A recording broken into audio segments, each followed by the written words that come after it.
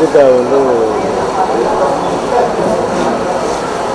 ஒரு 20-25 வருஷமாக தெரியும். புது வசந்தம்னு ஒரு படத்தில் வந்து ஹஸ்பண்ட் அண்ட் ஒய்ஃபாக நடிக்க வைக்கிறதுக்காக வந்து விக்ரமன் சார் வந்து ஒரு சீன் இருக்குது, ஹஸ்பண்ட் அண்ட் ஒய்ஃப் தான் வரணும்னு சொல்லி கேட்டு, அதுக்கு முன்னாடி நான் விஜயகுமார் சாரோட நிறைய படங்கள் அசிஸ்டன்டேட்டராக ஒர்க் பண்ணியிருக்கேன்.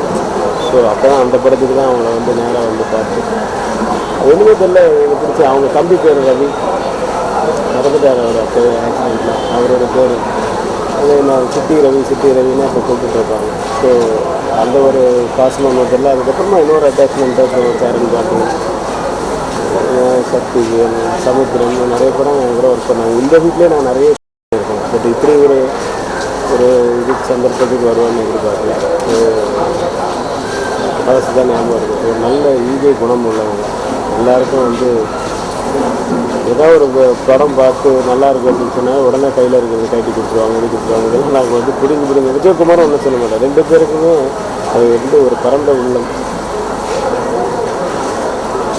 யாருமே எதிர்பார்க்காத விஷயங்கள் நடந்துட்டு ரொம்ப கஷ்டமாக இருக்குது. ஆத்மா சாந்தி வரும்.